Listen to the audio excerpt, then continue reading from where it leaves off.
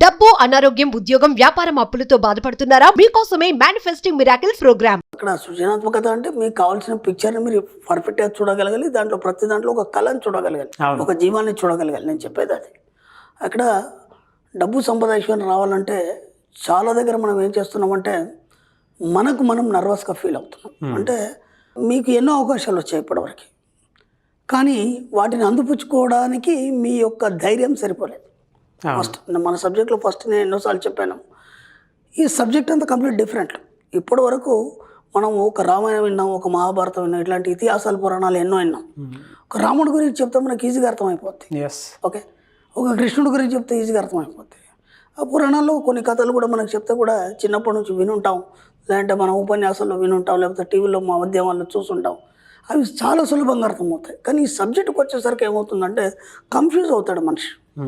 నేను ఎన్నోసార్లు చెప్పాను ఈ విషయం, ఎందుకంటే ఇది కంప్లీట్ డిఫరెంట్గా ఉంటుంది. అంటే సమాజానికి భిన్నంగా, ఓకే, ఇక్కడ ఉన్న పరిస్థితుల కంటే భిన్నమైనటువంటి ఆలోచనలు చేయాలి. నువ్వు భిన్నంగా ఉండాలి. నువ్వు ఏంటంటే అప్పుడు ఏటి వాళ్ళకు విచిత్రంగా కనిపిస్తావు. అంటే మామూలుగా కామన్ మ్యాన్గా కనిపించాం. వీడేంద్ర అంతా ఇలా ఇలా ఆలోచిస్తున్నాడు, ఇలా చెప్తున్నాడు అనే విషయంలో మిమ్మల్ని తప్పు పట్టడం జరుగుతుంది.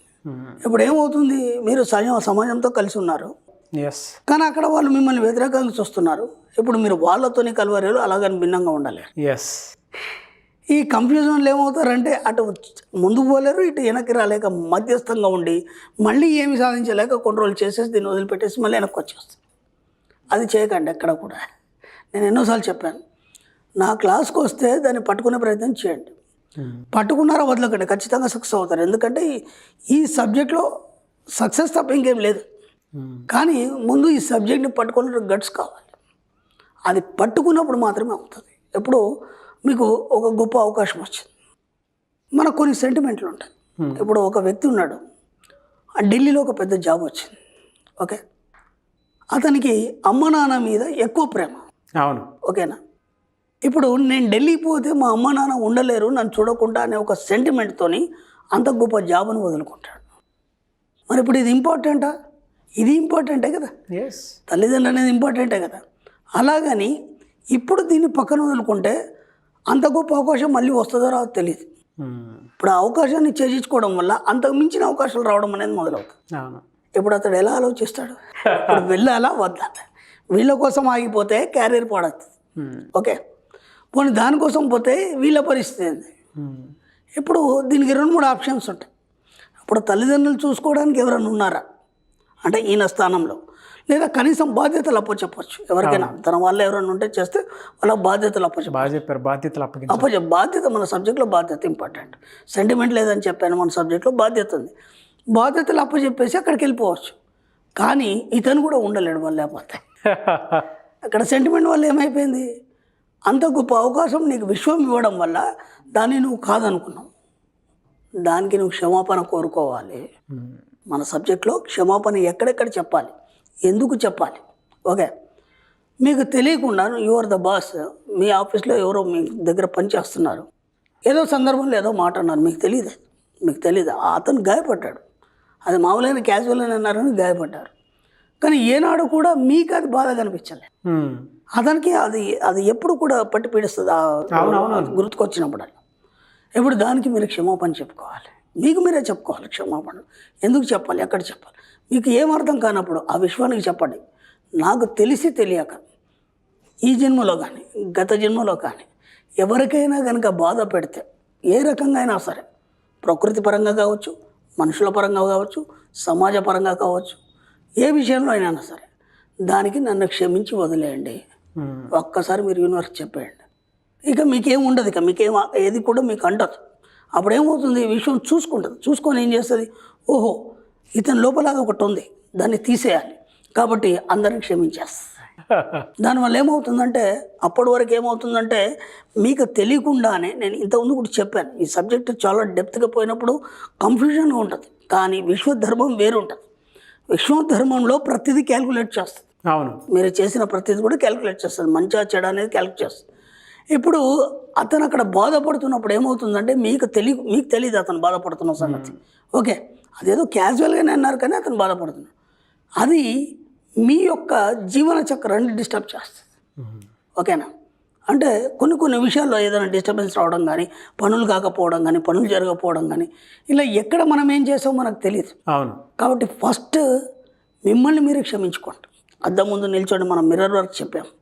కాబట్టి నన్ను నేను క్షమించుకుంటున్నాను. ఎందుకంటే నీకు ఎన్నో రకాలుగా అనారోగ్యం కావచ్చు, లేకపోతే ఎన్నో రకాలుగా ఎన్నో విషయాలు మీకు ఆపాదించబడినప్పుడు ఆ విషయాల్లో మీరు ఒక స్టెప్ తీసుకోలేకపోయినప్పుడు మిమ్మల్ని మీరు క్షమించుకోవాలి. ఆ క్షమించుకున్నప్పుడు ఏమవుతుందంటే, ఓహో ఇక్కడ ఈ విషయంలో ఇతను చేయలేడు కాబట్టి తనను తాను క్షమించుకున్నాడు. నాకు అంత మంచి అవకాశం ఇచ్చి నేను ఉపయోగించుకోలేదు.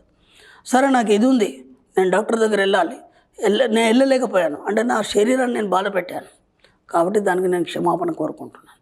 అప్పుడు ఏమవుతుంది, ఆరోగ్యంగా తయారైపోతారు. ఇట్లా ప్రతి దగ్గర కూడా మనం ఏం చేయాలంటే, ప్రతి దగ్గర కూడా మిర్రర్ ముందు నిల్చొని ఒక రోజు ఒక 5 నిమిషాలు ఒక క్షమాపణ పర్వం అనేది ఒకటి ఉంటుంది మన సబ్జెక్ట్లో. అక్కడ ప్రతి దగ్గర ఎవరెవరికి మనం ఎక్కడెక్కడ ఏమి ఇచ్చేసాము మీకు తెలియదు, దానికి క్షమాపణ అనేది కోరుకోవాలి. అలా క్షమించుకోవడం వల్ల ఏమవుతుందంటే మీ యొక్క అనాహత చక్రం అనేది క్షమాతత్వాన్ని పొంది అది ప్రేమతత్వంగా మారుతుంది. ఎప్పుడైతే అనాహత చక్రం ఎప్పుడైతే మీకు 4th seal అంటారు దాన్ని, అది ఎప్పుడైతే ప్రేమతత్వంగా మారుతుందో అప్పుడు ప్రకృతిని మీరు ప్రేమించగలుగుతారు, ప్రతిదాన్ని మీరు ప్రేమించగలుగుతారు. ఎక్కడ ఎవరికి బాధ పెట్టకుండా మీ యొక్క లైఫ్ అనేది నడుస్తుంది. ఆ క్రమంలో మీకు డబ్బు సంపాదించడం అనేది ఆటోమేటిక్గా వస్తుంది. ఇంకా మీరు ప్రత్యేకంగా దాన్ని ఆకర్షించే అవసరం లేదు. ముందు మీరు క్షమతత్వాన్ని అలవాటు చేసుకోవాలి, దాంతో ప్రేమతత్వం అలవాటు అవుతుంది. దాని ద్వారా ఏమవుతుంది, ఆటోమేటిక్గా మీరు కోరుకునే మీ దగ్గరకు వచ్చేస్తాయి. అది ఈజీ టెక్నిక్ అనమాట అది. అందుకే మనం ఇంతకుముందు కొన్ని చెప్పాం, ఉదయం లేచి నుంచి పడుకునే వరకు కృతజ్ఞతలు చెప్పాలి, థ్యాంక్స్ చెప్పాం. దాంట్లో క్షమతత్వం అనేది కూడా ఒక పాయింట్ ఇది. కాబట్టి మనం క్షమాపణ చెప్పుకోవాలి, థ్యాంక్స్ చెప్పుకోవాలి. రోజు కూడా ఉదయం నుంచి సాయంత్రం వరకు ఒక 100 మనం కృతజ్ఞతలు చెప్పుకోవాలని చెప్పాం. రీసెంట్లీ మా గ్రూప్లో, మనీ మంత్ర గ్రూప్లో కూడా నిజంగా కూడా ఆ అబ్బాయి ఎవరో పెట్టారు, 100 థ్యాంక్స్ చెప్పాడు ఆయన. అంటే 100 కృతజ్ఞతలు చెప్పాడు ఉదయం లేచి నుంచి రాత్రి వరకు. అంటే దేనికి చెప్పుకోవాలి, కన్ఫ్యూజ్ అవుతారు కదా అందరూ. అవునవును. ఎంతో స్థిరంగా కూర్చుండి ఎంత ఓపికగా రాశాడు ఆ అబ్బాయికి హ్యాట్సాప్ చెప్తున్నాను నేను నిజంగా కూడా. అంటే నేను ఎన్నోసార్లు చెప్పాను, నేను నిరంతర విద్యార్థిని అని. మనం చెప్పడం మట్టుకే చేస్తాం, దాన్ని ఆచరించేవాడు వేరు. మనం అన్నీ ఆచరించలేము, ఎందుకంటే మనం ఉన్న బిజీ షెడ్యూల్లో మనం అన్నీ ఆచరించలేము. ఆ అబ్బాయి అంత స్థిరంగా కూర్చొని 100 కృతజ్ఞతలు రాయగలిగాడంటే ఒక కనీసం 2 గంటలు టైం పట్టుద్ది దానికి దేనికి కృతజ్ఞతలు చెప్పాలని. అది ఎంత ఈజీ అయిపోయిందంటే జస్ట్ దాన్ని చదివేస్తే అయిపోతుంది అంతే. ఇక మొత్తం అన్నిటికీ కూడా మీరు కృతజ్ఞతలు చెప్పగలుగుతారు. ఆ కృతజ్ఞతల వల్ల మీకు ఆ విశ్వం మీకు సహకరించి ఏది కోరుకుంటే అది మీ దగ్గరికి తీసుకొస్తుంది.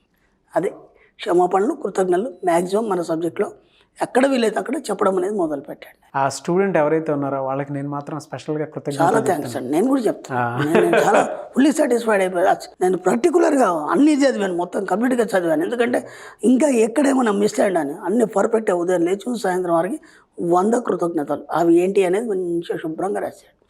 గ్రేట్. అతని ఓపికకి అతని ఆలోచనకి హ్యాట్స్ ఆఫ్. చాలా బాగా చెప్పారు. Thank you so much Shri Acharya Ananthakrishna Swami గారు. Thank you.